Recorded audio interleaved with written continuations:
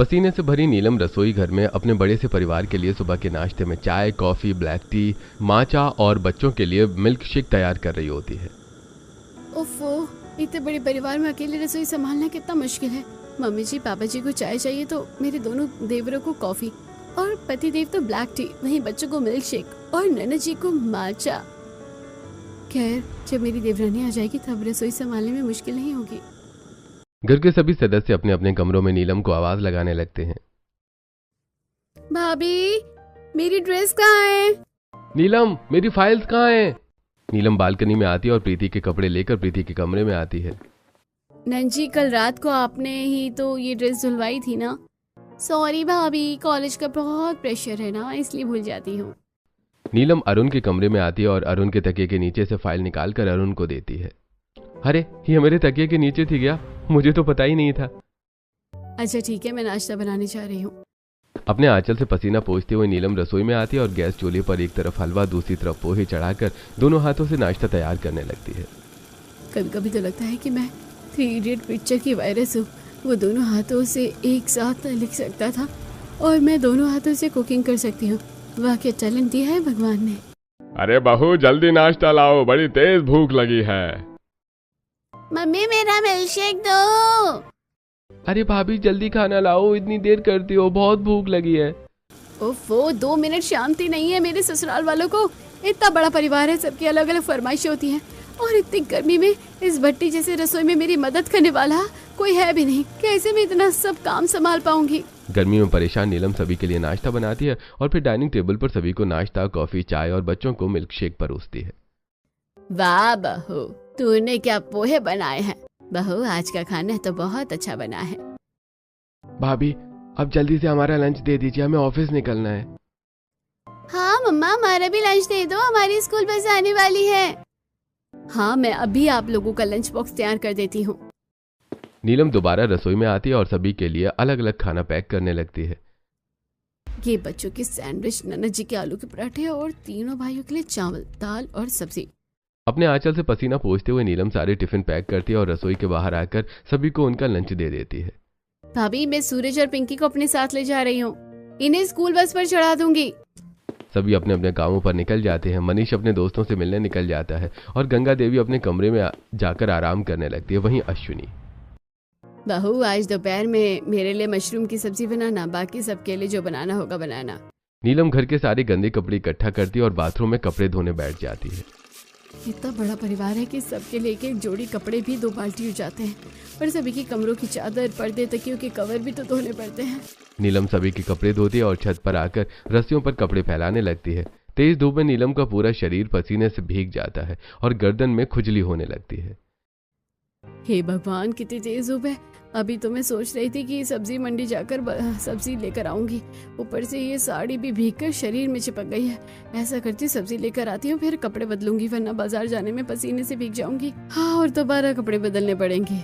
कपड़े फैलाकर नीलम सब्जियों का थैला लेकर घर से निकलती है और तेज धूप में अपने पल्लू से चेहरा ढककर सब्जी मंडी पहुंचती है। बहन जी, आपको क्या दूं? भैया, मुझे आलू, टमाटर, भिंडी और बैंगन दे दीजिए, साथ में मशरूम भी दे दीजिएगा। बहन जी, मशरूम तो नहीं है। मशरूम नहीं है तो मशरूम कहाँ मिलेंगे? बहन जी, पूरी मंडी में आपको मशरूम नहीं मिलेगा। सड़क के उस पार एक किराना स्टोर है, वो मशरूम बेचता है, वहाँ आपको ठंडे ठंडे बढ़िया मशरूम मिल जाएंगे। क्या अब सड़क के उस पार जाना होगा? अच्छा भैया, ठीक है। सब्जी लेकर नीलम सड़क की तरफ बढ़ती है। तभी रास्ते में नीलम को पड़ोसन शांति मिलती है। अरे बहू, ये क्या हालत बना ली है तूने? भीगी साड़ी क्यों पहनी है? आंटी, मैंने भीगी साड़ी नहीं पहनी है, पसीने से सारी साड़ी भीग गई है। अरे बहू, तुझे पता है ना, कुछ दिनों में गर्मी और भी ज्यादा बढ़ने वाली है, और अभी भी गर्मी कुछ कम नहीं हुई है। तू अकेले क्यों इतनी मेहनत करती है कि तेरी साड़ी तक पसीने से भीग गई है? ऐसे तो तेरी तबीयत खराब हो जाएगी। इतना बड़ा परिवार है तेरा, किसी की मदद ले लिया कर। मेरा बड़ा परिवार जरूर है, पर सभी अपने अपने कामों में व्यस्त रहते हैं। मेरे दोनों देवर और पति ऑफिस जाते हैं, नैना जी कॉलेज, ट्यूशन और कंप्यूटर क्लास जाती हैं, और फिर अपने सास ससुर या दादी सास से थोड़ी ये सब काम करवा सकती हूँ। बात तो तेरी सही है बहू, पर हमें तो हैरानी होती है कि तो अकेले रसोई कैसे संभाल लेती है। बस कुछ ही दिनों की परेशानी है, घर वाले मेरे दोनों देवरों के लिए लड़की ढूंढ रहे हैं। बस एक बार मेरी देवरानी आ जाए, फिर हम मिलकर बड़ी आसानी से रसोई संभाल लेंगे। अच्छा ठीक है, अब मैं चलती हूँ, जाकर दोपहर का खाना भी बनाना है। नीलम घर लौटती है। धूप की वजह से नीलम का पूरा चेहरा लाल हो चुका है। रसोई में सब्जियां रखकर नीलम अपने कमरे में आती है। गर्मी की वजह से तो हालत खराब हो गई है। अब बस मन कर रहा है एसी चालू करके एसी के सामने बैठ जाऊं, पर ऐसा तो मैं कर नहीं सकती हूँ। खाना भी बनाना है, सबसे पहले नहा लेती हूँ, थोड़ी ठंडक मिलेगी, फिर सभी को खाना खिलाकर थोड़ी देर आराम करूंगी। अरे बहू, खाना बना के नहीं, बड़ी तेज भूख लग गई है। हाँ बहू, भूख तो मुझे भी लग रही है, जल्दी खाना परोस। मैं तो सोच रही थी कि नहाकर थोड़ी देर बदन ठंडा कर लूं, पर अगर अब नहाने गई तो खाना बनाने में बहुत देर हो जाएगी। पहले जाकर खाना ही बना देती हूँ।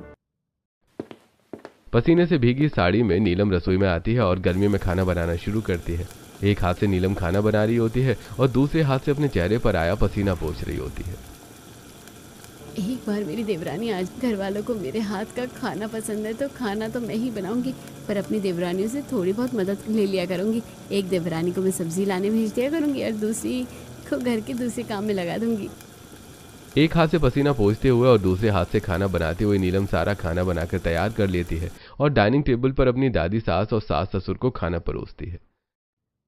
दादी जी, ये आपके लिए सोयाबीन की सब्जी, पापा जी के लिए बैंगन की सब्जी और माँ जी ये आपके लिए आपकी मशरूम की सब्जी। सभी खाना खाते हैं, तभी नीलम की नजर घड़ी की तरफ पड़ती है जिसमें 3 बज चुके होते हैं। क्या 3 बज गए? हे भगवान, पिंकी और सूरज की छुट्टी हो गई होगी, बेचारे बच्चे मेरा इंतजार कर रहे होंगे। नीलम घर से निकलती है और बच्चों को लेकर स्कूल जाती है और उन्हें खाना खिलाते हुए खुद भी खाना खाती है। इसी तरह रात में भी नीलम अपने परिवार के सभी सदस्यों के लिए उनकी पसंद का अलग अलग खाना बनाती है और सारा काम समेटकर रात में पसीने से भीगी नीलम नहाती है और बिस्तर पर लेटते ही सो जाती है। ऐसी नीलम के दिन बीतते हैं। आज रविवार के दिन नीलम अपने आंचल से पसीना पोंछते हुए रसोई से चाय और पकौड़े लेकर आती है और सभी को परोसने लगती है। माँ, तुम बता रही थी कि आरव के लिए तुमने गांव में कोई लड़की पसंद की है। हाँ, उस लड़की के पिता से बात हो गई है। अरे आरव बहुत पसंद है और वो शादी करवाने के लिए भी तैयार है। लड़की तो मुझे भी बहुत पसंद है। गाँव की सुलझी संस्कारी लड़की आएगी तो हमारे परिवार को अच्छे से संभाल पाएगी। मम्मी, इसका मतलब आरव भैया की शादी तय हो गई है ना? हाँ, तेरे आरव भैया की शादी तय हो गई है। तो आप लोग अमित भैया की भी शादी तय कर दीजिए ना, दोनों भैया की शादी एक ही मंडप में साथ ही हो जाएगी। 2 साल लग गए आरव के लिए लड़की ढूंढने में, अब इतनी जल्दी दूसरी लड़की कहाँ से मिलेगी? अरे जहाँ रिश्ता तय हुआ है उनके परिवार में कोई और भी लड़की कुंवारी होगी तो बात करूं क्या? नहीं दादी, किसी से बात मत कीजिएगा।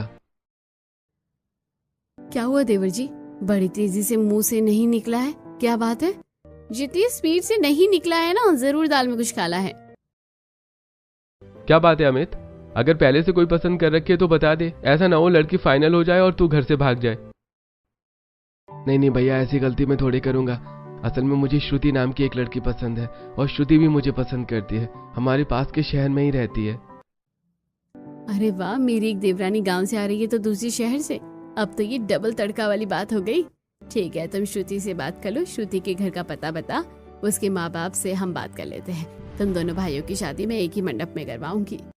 घर के बड़े मनीष, अश्विनी और गंगा देवी श्रुति के घर आते हैं और अमित और श्रुति की शादी पक्की करते हैं। कुछ दिनों बाद आरव और अमित की शादी की तारीख निकलती है और बहुत ही धूमधाम से आरव की शादी गांव की अनन्या और अमित की शादी शहर की श्रुति से हो रही होती है। अब गर्मी में रसोई संभालना मुश्किल नहीं होगा क्योंकि अब मेरी देवरानी आ गई हैं। शादी संपन्न होती है और नीलम दोनों नई बहुओं का गृह प्रवेश करवाती है। दोनों बहुएं अपने अपने पति के साथ अपने कमरे में चली जाती हैं। अगले दिन सुबह सभी घर वाले हॉल में बैठे होते हैं। नीलम, आज तो तेरी देवरानियों की पहली रसोई है, जा अपनी देवरानी से स्वादिष्ट खाना बनवा। इतनी गर्मी में रसोई बनानी होगी क्या? नहीं, मैं तो नहीं बनाऊंगी इतनी गर्मी में रसोई। इतनी गर्मी में अगर मैंने एक बार रसोई बना दी फिर तो मुझे भी रोज रसोई बनानी पड़ेगी। नीलम अपनी दोनों देवरानियों को लेकर रसोई में आती है। तुम दोनों सबसे अच्छा क्या बनाती हो? घर वालों के लिए वही बना दो। जेठानी जी, सच बताऊं तो मुझे खाना बनाना ही नहीं आता। क्या तुम्हें खाना बनाना नहीं आता? अच्छा कोई बात नहीं, हम तुम्हारी मदद करते हैं। अनन्या, तुम आटा गूंथ लो, तब तक मैं श्रुति से सब्जियां तैयार करवाती हूँ। अनन्या बड़े तसले में आटा लेकर गूंथना शुरू ही करती है कि मेरी कलाई। देवरानी जी, क्या हुआ तुम्हारी कलाई को? जेठानी जी, बचपन में मेरी कलाई में चोट लग गई थी, तब से मेरी कलाइयाँ बहुत कमजोर है, इसलिए मैं आटा नहीं गूंथ पाती हूँ। अरे तुम्हें मुझे पहले बताना चाहिए था ना। हटो, मैं आटा गूंथ देती हूँ। नीलम आटा गूंथती है। पसीना पोंछते हुए आटा नीलम के चेहरे पर लग जाता है। आटा गूंथने के बाद नीलम एक तरफ सब्जी चढ़ाती है तो दूसरी तरफ कढ़ाई चढ़ाकर पूड़ियां तलने लगती है। बस कढ़ाई में पूड़ी डालो और जब पूड़ी फूल जाए और इसे बाहर निकालो। अब तुम भी ट्राई करो श्रुति। नहीं नहीं जेठानी जी, मुझे बड़ा डर लग रहा है, कहीं मैं जल गई तो। अच्छा पहली पूड़ी तो तल दो, बाकी की मैं पूड़ी तल देती हूँ। श्रुति सिर्फ एक पूड़ी तलती है और बाकी पूरा खाना नीलम तैयार करती है। ऐसी नीलम की दोनों देवरानियों की पहली रसोई पूरी होती है। फिर अगले दिन श्रुति तुम सब्जी मंडी चली जाओ और सब्जियां लेकर आ जाओ, तब तक मैं अनन्या के साथ रसोई की दूसरी काम निपटा देती हूँ। आई एम सॉरी जेठानी जी, इतनी तेज धूप में बाहर मैं नहीं जा सकती, मुझे टैनिंग हो जाएगी। अच्छा तो अनन्या तुम चली जाओ, तुम तो गाँव की ही हो और तुम्हें सब्जियां तो लेना भी आता होगा। जेठानी जी मैं गाँव से आई हूँ, मुझे तो शहर के बारे में कुछ पता ही नहीं है, मैं कैसे जाऊंगी। अच्छा ठीक है, तो मैं ही सब्जियां लेकर आती हूँ। नीलम तेज धूप में सब्जियां लेने निकल जाती है। छोटी जेठानी जी आप तो गांव की है, आपको तो बहुत अच्छा खाना बनाना आता होगा, फिर आपने पहली रसोई में खाना क्यों नहीं बनाया था? खाना तो मैं बना सकती हूँ, पर मैंने पहले ही आरव को कह दिया है कि मैं इस घर के काम नहीं करूंगी। फिर मैं क्यों करूँ घर के काम? मुझे भी घर के काम करना पसंद नहीं है। मेरे मायके में घर के सारे काम मेरी माँ ही किया करती थी। अच्छा ऐसी बात है, तब तो हम दोनों मिलकर इस गर्मी में अपनी जेठानी से ही रसोई संभलवाएंगे और घर के काम करवाएंगे। बिल्कुल सही, जेठानी जी काम करेगी और हम आराम करेंगे। थोड़ी देर में पसीने से तरबतर नीलम सब्जी लेकर रसोई में आती है। सब्जियां तो मैं ले आई हूँ। श्रुति तुम फटाफट सब्जियां काटो और अनन्या तुम जरा मुझे मसाले के डिब्बे देना। श्रुति प्याज काटना शुरू करती है और उसकी आंखों से आंसू निकलने लगते हैं। जेठानी जी मैं सब्जियां नहीं काटूंगी, इस प्याज से मेरी आंखें जलने लगी हैं, मैं बाहर जा रही हूँ। और जेठानी जी मेरी माँ का फोन आ रहा है, मैं उनसे बात करके आती हूँ। बहाने बनाकर दोनों देवरानियां रसोई से निकल जाती हैं और गर्मी से परेशान नीलम अकेले रसोई संभालती है। ऐसे ही एक दिन बहू मैंने अभी बाथरूम में देखा, इतने सारे कपड़े इकट्ठा करके रखे हुए हैं, जल्दी उन्हें धोकर हटा, घर में गंदे कपड़े नहीं रखे जाते। मम्मी खाना कब तक बनेगा, बहुत भूख लगी है। हाँ बहू भूख तो बड़ी जोर की लगी है। बस हो जाएगा, आप लोग थोड़ा इंतजार कीजिए। नीलम बालकनी में खड़ी श्रुति और अनन्या के पास आती है। दोनों में से कोई कपड़े धो दो, तब तक मैं खाना बना देती हूँ, जल्दी काम हो जाएगा। जेठानी जी आपको पता है ना मेरी कलाइयाँ बहुत कमजोर है, मैं कपड़े नहीं धो पाती हूँ। डिटर्जेंट से मेरे हाथों पर लाल लाल रैशेस पड़ जाते हैं, मैं भी कपड़े नहीं धो पाऊंगी। तो फिर अनन्या तुम श्रुति के साथ किचन में जाकर खाना बना लो, मैं कपड़े धो देती हूँ, जल्दी काम हो जाएगा। पर घर वालों को आपके हाथों का खाना पसंद है, हमारे हाथ का खाना किसी को पसंद नहीं आएगा। बात तो सही है तुम्हारी। अच्छा ठीक है, पहले खाना बना देती हूँ, फिर कपड़े धो लूंगी। दोपहर की तेज धूप में नीलम अकेले रसोई में पूरे घर का खाना बनाती है। वहीं अनन्या और श्रुति अपने कमरे में रील बना रही होती है। ऐसे कुछ दिन बीतते हैं और फिर एक दिन नीलम को लंच बनाने में देर हो जाती है, तो तीनों भाई बिना लंच लिए ही ऑफिस चले जाते हैं। उसी दिन दोपहर में नीलम 3 लंच बॉक्स लेकर श्रुति के पास आती है। श्रुति जरा ये टिफिन तीनों भाइयों को ऑफिस में दे आओ। पर जेठानी जी बाहर तो बहुत तेज धूप है। देखो उन्हें भूखा तो नहीं रख सकते ना, और वैसे भी तीनों एक ही ऑफिस में काम करते हैं, तो तुम्हें इधर उधर भटकना नहीं पड़ेगा और मुझे रसोई भी संभालनी है। ऐसा करो तुम आने जाने के लिए कैब कर लेना, पर ये पहुंचा दो। अच्छा ठीक है पहुंचा देती हूँ, अब आपके लिए इतनी गर्मी तो बर्दाश्त ही कर सकती हूँ। श्रुति लंच बॉक्स लेकर नीलम की बुक की हुई कैब में बैठकर ऑफिस पहुंचती है और उन्हें लंच बॉक्स देती है। अरे वाह, आज तो गर्मा गर्म खाना और भी ज्यादा स्वादिष्ट लग रहा है। किसने बनाया खाना? मैंने बनाया है भैया। तुमने बनाया खाना? हाँ, हालत खराब हो गई थी गर्मी में खाना बनाने में। अरे वाह, बहुत अच्छा खाना बनाया है तुमने। नीलम के बनाए खाने का क्रेडिट लेकर श्रुति घर लौट आती है। ऐसे कुछ दिन बीतते हैं और एक दिन नीलम रसोई में खाना बना रही होती है। मेरी दोनों देवरानियां खाना बना तो नहीं सकती है, पर खाने का ध्यान तो रख सकती है ना। उन दोनों को रसोई में बिठाकर मैं बच्चों को स्कूल से ले आती हूँ। नीलम अपनी दोनों देवरानियों को किचन में बुलाती है। क्या वो जेठानी जी, आपने हमें रसोई में क्यों बुलाया? देखिए खाना मैंने चढ़ा दिया है, बस आप लोग सब्जी चलाते रहिएगा और जब दाल हो जाए तो गैस बंद कर दीजिएगा। मुझे देर हो रही है, मैं बच्चों को स्कूल लेने जा रही हूँ। ठीक है जेठानी जी, आप जाइए, हम इसका ध्यान रखेंगे। नीलम चिलचिलाती धूप में घर से निकलती है और थोड़ी देर में बच्चों को लेकर घर पहुंचती है। और जैसे ही नीलम रसोई में आती है, सीटियां बजाते हुए कुकर फट जाता है और कढ़ाई में सब्जी जलकर पूरी काली हो चुकी होती है। तभी अश्विनी और मनीष बाहर से आते हैं और आते ही धमाका सुनकर सीधा रसोई में जाते हैं। ये तेज धमाका कैसा था और ये जलने की बदबू कैसी है? आवाज कुकर फटने की थी और बदबू सब्जी जलने की। रसोई में खाना कौन बना रहा था? मम्मा माँ जी मैं खाना बना रही थी। बहू, रसोई बनाते बनाते सो गई थी क्या? तुझे कुकर की सीटियां सुनाई नहीं दी और सब्जी जलने की बदबू भी नहीं आई? माफ कर दीजिए माँ जी, मुझसे गलती हो गई, आइंदा से ध्यान रखूंगी। बहू, रसोई में ध्यान से काम किया करो, थोड़ी सी लापरवाही बड़ी दुर्घटना बन सकती है। मनीष और अश्विनी नीलम को डांटकर वापस चले जाते हैं। तुम दोनों यहाँ खड़ी गप लड़ा रही थी, जब कुकर की सीटी बजने लगी तो तुम कुकर बंद क्यों नहीं करी? मुझे लगा दाल पक जाएगी तब कुकर की सीटी बंद हो जाएगी, तब मैं कुकर उतार दूंगी। हाँ जेठानी जी, मुझे भी ऐसा लगा। वो क्या है ना, हमारे गांव में भगोने में दाल बनती है, तो मुझे कुकर के बारे में कुछ नहीं पता है। और तुम लोगों ने कढ़ाई क्यों नहीं उतारी? वो चूल्हे से तो हमेशा काला धुआं निकलता रहता है, मुझे लगा कि गैस का धुआं है, इसलिए मैंने कढ़ाई नहीं उतारी। और मुझे तो खाना बनाना आता ही नहीं है, इसलिए मुझे समझ ही नहीं आया कि सब्जी जल रही है। सॉरी, हमारी गलती की वजह से आपको डांट सुननी पड़ी। कोई बात नहीं, मम्मी जी की डांट के पीछे प्यार भी छुपा होता है। तुम लोग परेशान मत हो, मैं दोबारा से दाल और सब्जी बना देती हूँ। चिलचिलाती धूप से लौटी नीलम दोबारा दाल और सब्जी बनाती है। ऐसे ही कुछ दिन बीतते हैं और एक रात थकी हारी नीलम अपने कमरे में आती है। क्या हुआ नीलम, इतनी थकी हुई क्यों हो? अब तो तुम्हारी देवरानियां भी आ गई हैं काम संभालने के लिए, फिर भी तुम इतनी थकी हुई हो। क्या करूँ जी, 2 बच्चों की माँ हो गई हूँ, उम्र हो गई है, थकूंगी नहीं क्या? अरे कौन कहता है कि तुम्हारी उम्र हो गई है? मुझे तो लगता है कि हर रोज तुम और जवान होती जा रही हो। धत, आप भी कुछ भी कहते हैं, सो जाइए चुपचाप। ऐसे कुछ दिन बीतते हैं और एक दिन नीलम काम करते हुए फ्रिज खोलती है। क्या ठंडक मिल रही है, मन कर रहा है फ्रिज में ही बैठ जाऊं। नीलम फ्रिज की ठंडी हवा खा रही होती है कि तभी रसोई में गंगा देवी आती हैं। बड़ी बहू, तू फ्रिज में क्या देख रही है? कुछ नहीं दादी जी। अरे बहू, जल्दी जल्दी हाथ चला, मुझ बूढ़ी को भूखा मारेगी क्या? नहीं नहीं दादी जी, मैं अभी खाना बनाती हूँ। ऐसे कुछ दिन बीतते हैं और एक दिन किचन में काम करते हुए बिजली चली जाती है। हे भगवान, इस गर्मी से तो मैं परेशान ही थी, अब तूने बिजली बिगाड़ दी। अब ये बिजली विभाग वाले घर वालों को भी परेशान कर देंगे।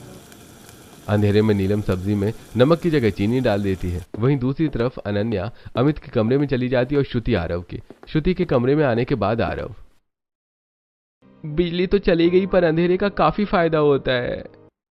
अगर तुम्हें गर्मी लग रही है तो आओ, हाथ पंखे से मैं तुम्हें हवा करता हूँ। इतना कहकर अंधेरे में अमित अनन्या का हाथ पकड़कर अनन्या को अपने बेड पर बिठाता है। वहीं आरव श्रुति का हाथ पकड़ने के लिए आगे बढ़ रहा होता है कि तभी अचानक बिजली आ जाती है और चारों डर जाते हैं। भाभी, आप यहाँ क्या कर रही हैं? देवर जी, ये आपका कमरा है क्या? गलती हो गई, अंधेरे में मैं आपके कमरे में आ गई। माफ कीजिएगा भैया, अंधेरे में मैं आपके कमरे में आ गई। श्रुति और अनन्या एक दूसरे के कमरे से निकलती हैं और अपने अपने कमरे में चली जाती हैं। वहीं दूसरी तरफ थोड़ी देर बाद नीलम सभी को खाना परोसती है। बहू, तूने सब्जी तेल की जगह कहीं रसगुल्ले के शीर में तो नहीं बनाई ना? दादी जी, आप ऐसा क्यों कह रही हैं? नहीं दादी जी, सब्जी तो मैंने सरसों के तेल में ही बनाई है। बहू, सरसों का तेल क्या तू मिठाई की दुकान से लेने गई थी? सब्जी इतनी मीठी क्यों बनाई है? अरे बहू, पूरा मुंह का स्वाद खराब कर दिया। अगर तुझे मीठा खाने का मन था तो कुछ मीठा बनाती, सब्जी को मीठा करने की क्या जरूरत थी? माफ कीजिएगा, मैं अंधेरे में खाना बना रही थी ना, इसलिए गड़बड़ हो गई। मैं अभी दूसरी सब्जी बना कर लाती हूँ। ये एक बिजली क्या चली गई? कितनी गड़बड़ हो गई है, लगता है घर में जनरेटर लगवाना पड़ेगा। ऐसे कुछ दिन बीतते हैं और एक दिन अनन्या और श्रुति बहू, आज आलू दम और बेसन की सब्जी बनाना, तुम्हारे पिताजी और मुझे बड़ा मन है। ठीक है मम्मी जी। अनन्या और श्रुति बालकनी में पापड़ सुखा रही नीलम के पास आती है। जेठानी जी, मम्मी जी ने कहा है कि उन्हें आपके हाथों का दम आलू और बेसन की सब्जी खानी है। अच्छा ठीक है, आज मैं उनके लिए दम आलू और बेसन की सब्जी बनाऊंगी। तब तक आप आलू छील लीजिए और बेसन घोल दीजिए। जेठानी जी, मैंने कल ही नेल एक्सटेंशन करवाया और नेल पेंट लगाया है। अगर मैं बेसन खोलूंगी तो बेसन में नेल पेंट लग जाएगा। और जेठानी जी, आपको तो पता ही है मेरी कलाई कितनी कमजोर है, मैं बेसन को घोल नहीं सकती, मेरी कलाई में दर्द होने लगता है। अरे मैं बार बार भूल जाती हूँ, कोई नहीं, मैं खुद कर लूंगी। नीलम बालकनी से निकलती है और कूलर में पानी भरने लगती है। रसोई में काम करने के बाद बहुत गर्मी लगती है, कूलर में ठंडा पानी भर देती हूँ। खाना बनाने के बाद कूलर के सामने आराम करूंगी। इतना कहकर नीलम कूलर में पानी भरकर रसोई में आकर खाना बनाने लगती है। वहीं श्रुति और अनन्या कूलर अपने कमरे में लेकर चली जाती हैं। खाना तो मैं बना रही हूँ, पर श्रुति और अनन्या को भी तो रसोई में बुला लेती हूँ। उनसे बातें करते करते काम करूंगी तो गर्मी का पता ही नहीं चलेगा। इतना कहकर नीलम श्रुति के कमरे के बाहर पहुंचती है और देखती है कि दोनों कूलर की हवा में चिप्स खाते हुए वेब सीरीज देख रही होती हैं। हम दोनों देवरानियों ने अपनी जेठानी को क्या पागल बनाया है। सारा काम आते हुए भी उन्हीं से रसोई संभलवाते हैं और वो हमारी बात भी मानती रहती है। क्या जिन देवरानियों को मैं इतना प्यार करती हूँ वो देवरानियां मुझे बेवकूफ समझती हैं। तभी कमरे के दरवाजे पर अश्विनी आती है। अरे बहू, तू अपनी देवरानियों के दरवाजे पर क्यों खड़ी है? और श्रुति और अनन्या बहू, तुम लोगों से तो मैंने खाना बनाने के लिए कहा था, तुम लोग कमरे में क्या कर रही हो? वो माँ जी, हम अचार बनाना सीख रहे थे। गर्मी आ गई ना तो हम देख रहे थे कि आम का अचार कैसे बनाया जाता है। तो अच्छे से समझ गई ना कि आम का अचार कैसे बनाते हैं? हाँ माँ जी, अच्छे तरीके से समझ गए हैं। ठीक है नीलम बहू, कल तू 20 किलो कच्चे आम लेती है ना। तू हर साल अचार बनाती है, इस बार जरा देखो तेरी देवरानी कैसा अचार बनाती है। ठीक है ना छोटी बहू? हाँ ठीक है। अगले दिन नीलम 20 किलो कच्चे आम लेकर आती है और श्रुति और अनन्या रसोई में बैठकर कच्चे आम काटने लगती हैं। जेठानी जी को फंसाने के चक्कर में हम खुद ही फंस गए। अभी इतनी गर्मी में इन 20 किलो आम को तेज धूप में सुखाना पड़ेगा, हालत खराब हो जाएगी हमारी। कोई बात नहीं, हमारी जेठानी है ना, वो अब ये काम करेगी। तभी रसोई में नीलम आती है। जेठानी जी, मुझे इतने सारे आम काटने की आदत नहीं है, मुझसे ये आम नहीं कट रहे हैं। कोई बात नहीं अनन्या, बचपन से गांव में रही है ना, कच्चे आम काटना तो अनन्या के बाएं हाथ का खेल है। अनन्या आम काट लेगी, तब तक आप मसाले पीस लीजिए। पर मैं मसाले कैसे पीसूं? मुझे तो मसाले पीसने ही नहीं आते हैं। मैं मसाले निकाल कर देती हूँ, ये मास्क पहनिए और मसाले पीसना शुरू कीजिए। नीलम श्रुति को मास्क पहनाती है और अचार में पड़ने वाले परफेक्ट मसाले निकाल कर देती है। श्रुति मसाले पीस कर निकलती है और अनन्या कटे हुए कच्चे आमों में मसाले मिलाती है। दोनों देवरानियां आम लेकर छत पर रखती हैं। हालत खराब हो गई मेरी तो। ये क्या हुआ हमारी जेठानी जी को? उन्होंने आज हमारी मदद क्यों नहीं की? अब हमें और अच्छे बहाने बनाने पड़ेंगे। इन बहानों का तो अच्छा उपाय निकाल लिया जेठानी जी ने। इसी तरह कुछ दिन बीतते हैं, अचार बनकर तैयार हो जाता है और सभी लोग अचार खा रहे होते हैं। अरे वाह भाभी, क्या अचार बनाया है! ये तो बड़ी भाभी के हाथों के अचार से भी ज्यादा स्वादिष्ट है। हाँ, वो मैंने YouTube पर खास नानी के मसाले देखकर अचार का मसाला बनाया था, इसलिए। बहुत अच्छी देवरानी जी, सही जा रही हैं आप। ऐसे कुछ दिन बीतते हैं और एक दिन फिर रसोई में नीलम काम कर रही होती है। अनन्या, जरा तुम फटाफट प्याज काट दो, मुझे छौंका लगाना है। जेठानी जी, आपको पता है ना, प्याज काटते मेरी आंखों में जलन होने लगती है। देवरानी जी, मैंने पहले ही प्याज छिलकर फ्रिज में रख दी है, अब उन्हें काटने में आंखें नहीं जलेंगी। जल्दी जल्दी प्याज काटिए। और श्रुति, अनन्या की कलाई कमजोर है, इसलिए आज तुम आटा गूंथ दो। जेठानी जी, मुझे तो आटा गूंथता नहीं आता, मैं आटा गूंथूंगी तो गीला हो जाएगा। कुछ नहीं होगा, आटे में जितना पानी जाएगा ना उतना पानी मैं निकाल देती हूँ। थोड़ा थोड़ा पानी डालकर गूंथिएगा, ऐसे कैसे आटा गीला हो जाएगा? नीलम आटा और पानी श्रुति को देकर हॉल में भेज देती है, जहां गंगा देवी के सामने श्रुति आटा गूंथने बैठती है। अरे बहू, ये क्या हल्के हाथों से आटा गूंथ रही है? जरा दम लगा के आटा गूंथ। आटे का कण कण बीजेगा तब जाकर रोटी मुलायम बनेगी। चल अच्छी तरह आटा गूंथ। आसमान से टपकी और खजूर के पेड़ में लटकी। इससे अच्छा तो रसोई में ही आटा गूंथ लेती। अब ये बुढ़िया मेरी कलाई तोड़वा कर मानेगी। गंगा देवी अच्छे से श्रुति से आटा गुथवाती है। नीलम अनन्या से रोटियां सिकवाती है और श्रुति से चावल बनवाती है। उसके बाद श्रुति सभी को डाइनिंग टेबल पर खाना परोसती है। अरे वाह बहू, देखा श्रुति बहू, तूने आटा अच्छे से गूथा है, इसलिए इतनी अच्छी रोटियां बनी हैं। आज सारा खाना मेरी देवरानियों ने ही बनाया है। मेरी देवरानियों के हाथों में काफी अच्छा स्वाद है। वाकई बहू, तेरी देवरानियों के हाथों में तो बड़ा अच्छा स्वाद है। अब हमें अगर कुछ खाने का मन हुआ तो हम तेरी देवरानियों से कहेंगे, क्योंकि तेरी देवरानियां तुझसे भी अच्छा खाना बना लेती हैं। हाँ हाँ, क्यों नहीं, हम जरूर खाना बनाएंगे। ऐसे कुछ दिन बीतते हैं। अब नीलम इसी तरह अनन्या और श्रुति से काम करवाती रहती है। ऐसे एक दिन फिर रसोई में सभी काम कर रहे होते हैं।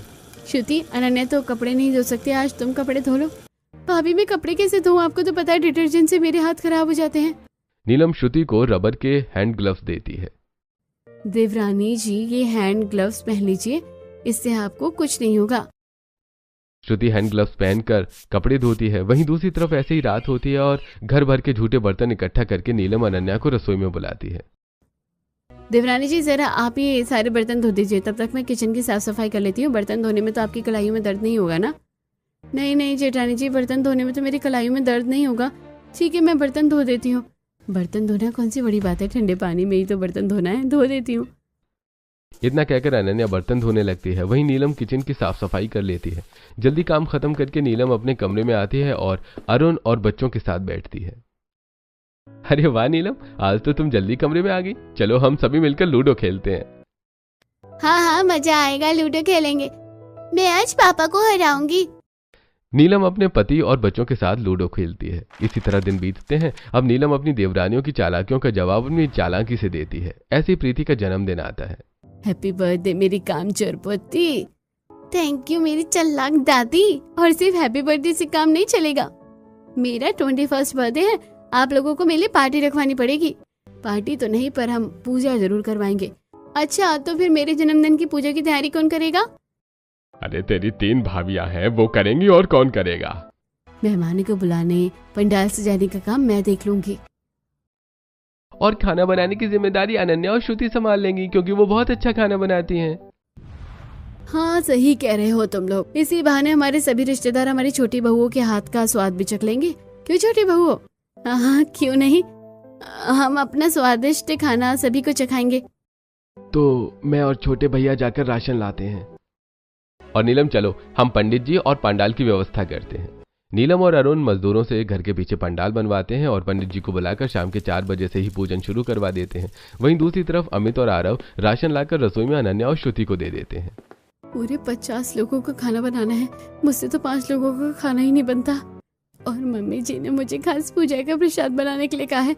मुझे तो चाय भी बनाने नहीं आती ठीक से। गर्मी में अनन्या आटा गूंथते हुए परेशान होकर तसले में जोर से हाथ मारती है और आटा उड़कर अनन्या के मुंह पर लग जाता है। वहीं सूजी का प्रसाद बनाते हुए श्रुति का हाथ जल जाता है। अरे ये क्या गड़बड़ हो रही है? छोड़ो प्रसाद, पहले सब्जी बना देती हूँ। श्रुति गैस चूल्हे पर कढ़ाई चढ़ाती है और तेल में आलूओं को छौंका लगाकर पानी डाल देती है, जिससे तेल गर्म होकर छिटकने लगता है। अरे पागल हो गई है क्या? जलवाओगे क्या मुझे? एक तो आटा नहीं गूंथा जा रहा मुझसे और गरम तेल में होली खेल रही हो। न जाने जेठानी जी इतनी गर्मी में कैसे रसोई संभालती थी। हमसे तो एक चीज भी नहीं बन रही है। तभी किचन में अश्विनी आती है। बहू, ये क्या हालत बना रखी है रसोई की? और प्रसाद कहाँ है? मम्मी जी, हमसे रसोई नहीं संभलेगी, ये सब हमारे बस की बात नहीं है। बहू, तुम लोग तो रोज खाना बनाने वाली हो, तुमसे 50 लोगों का खाना नहीं बन रहा। मम्मी जी, असल में हम कभी खाना नहीं बनाते हैं। ये क्या बकवास कर रही हो बहू? सोयाबीन, आलू, बेसन की सब्जी, वो सब क्या था? वो सब किसने बनाया था? मम्मी जी, हमसे बहुत बड़ी गलती हो गई है। हम जेठानी जी को झूठ बोलकर उनसे काम करवाते थे और उनके काम का क्रेडिट खुद लेते थे। उसी वाहवाही में हमने खाना बनाने के लिए हाँ तो कह दिया, पर जेठानी जी तो पूजा में है और हम रसोई का काम नहीं कर पा रहे हैं। बहू, ये तुमने गलत किया है, तुम्हें ऐसा नहीं करना चाहिए था। तभी किचन में नीलम आती है। देख रही हो बहू, तेरे भोलेपन का फायदा उठाकर तेरी देवरानी तुझसे काम करवाकर खुद क्रेडिट खाती थी और अब इनसे प्रसाद और 50 लोगों का खाना नहीं बन रहा। माँ जी, किसी के लिए भी अकेले इतनी गर्मी में रसोई संभालना बहुत मुश्किल है, इसलिए ये लोग खाना नहीं बना पा रही हैं। वरना आम के अचार बनाने वाले दिन से घर का काम तो ये लोग भी कर रही थी, बस इन्हें पता नहीं। खैर, आप लोग बाहर जाइए, थोड़ी देर में प्रसाद और खाना दोनों बन जाएगा। अश्विनी किचन से बाहर चली जाती है। आप दोनों 2 जगह आटा गूंथिए, तब तक मैं प्रसाद तैयार कर लेती हूँ। फिर अनन्या, तुम पूड़ी तलना, श्रुति तुम सब्जियाँ काटना और सब्जियाँ मैं बनाऊंगी। नीलम अपनी देवरानियों के साथ मिलकर प्रसाद बनाती है और सभी मेहमानों के लिए खाना बनाती है। इसी तरह प्रीति का जन्मदिन पूरा होता है। कुछ दिन बीतते हैं और आज रसोई में श्रुति, तुम बच्चों के लिए मिल्कशेक बनाओ और अनन्या तुम पोहे बनाओ। तब तक मैं टिफिन बॉक्स पैक कर लेती हूँ। 1 मिनट जेठानी जी, मेरा फोन कॉल आ रहा है। श्रुति कान में उल्टा फोन लगाकर रसोई से बाहर निकलने लगती है। श्रुति, चुपचाप अपना काम करो, तुम्हारा बहाना फेल हो गया है। तुम्हारे फोन की होम स्क्रीन दिख रही है। ऐसे ही नीलम की देवरानियां रसोई में बहाने करती रहती हैं और नीलम अपनी देवरानियों के बहानों का जवाब देती रहती है।